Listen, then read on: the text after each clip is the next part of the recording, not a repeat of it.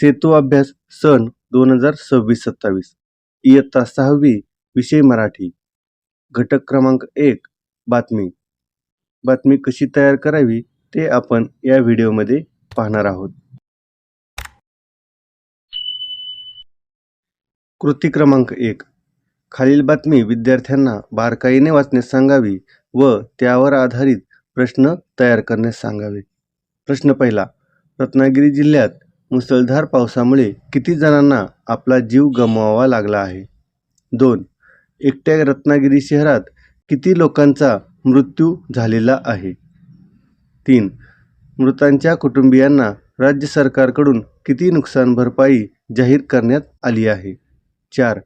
ज्यांची घरे पूर्णपणे नष्ट झाली आहेत त्यांच्यासाठी राज्य सरकारने काय निर्णय घेतला आहे? कृती क्रमांक 2. छोटा पत्रकार. चित्र पाहून 5 ते 6 ओळीत बातमी तयार करून लिहा. शाळेत उत्साहात पार पडली चित्रकला स्पर्धा. आमच्या शाळेत नुकतीच विद्यार्थ्यांसाठी एक भव्य चित्रकला स्पर्धेचे आयोजन करण्यात आले होते. या स्पर्धेत इयत्ता 6वीच्या विद्यार्थ्यांनी मोठ्या उत्साहाने सहभाग नोंदवला होता. सर्व विद्यार्थी आपल्या कल्पकतेने कागदावर विविध चित्रे रेखाटण्यात दंग होते. यावेळी शिक्षकांनी विद्यार्थ्यांना मार्गदर्शन करून त्यांचा उत्साह वाढवला.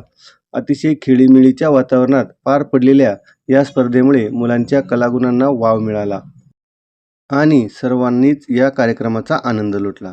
कृती क्रमांक 3. खालील माहितीचा उपयोग करून बातमी तयार कर व लिही. कार्यक्रम विजेता पारितोषिक. शालेय कविता लेखन स्पर्धेत मित्र झाला विजेता. आमच्या वार्ताहराकडून दिनांक 22 जून 2026. शाळेमध्ये नुकत्याच पार पडलेल्या शालेय कविता लेखन स्पर्धेमध्ये माझा मित्र किंवा मैत्रिणीने प्रथम क्रमांक पटकावला आहे.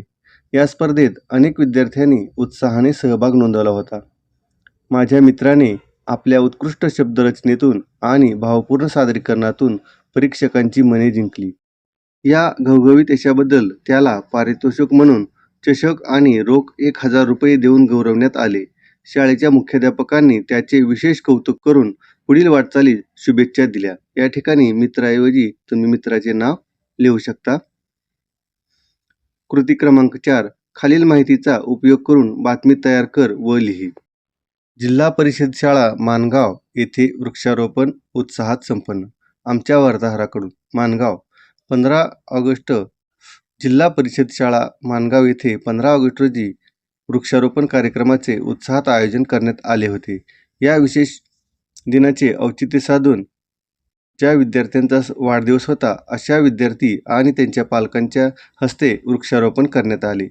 यावेळी उपस्थित सर्वांनी मिळून शाळेच्या परिसरात विविध झाडे लावली, त्यांना पाणी घातले आणि पर्यावरण संरक्षणाचे महत्त्व सांगणारी भाषणे झाली. या उपक्रमातून पर्यावरण संवर्धन हा मोलाचा संदेश देण्यात आला. या कार्यक्रमामुळे सर्वांमध्ये निसर्गाबद्दल प्रेम आणि जबाबदारीची भावना निर्माण झाली. कृती क्रमांक 5. या ठिकाणी मित्राला प्रथम क्रमांकाचे बक्षीस मिळाले आहे. बातमी तयार करण्यासाठी विविध प्रश्न कसे तयार करावेत? प्रश्न पहिला.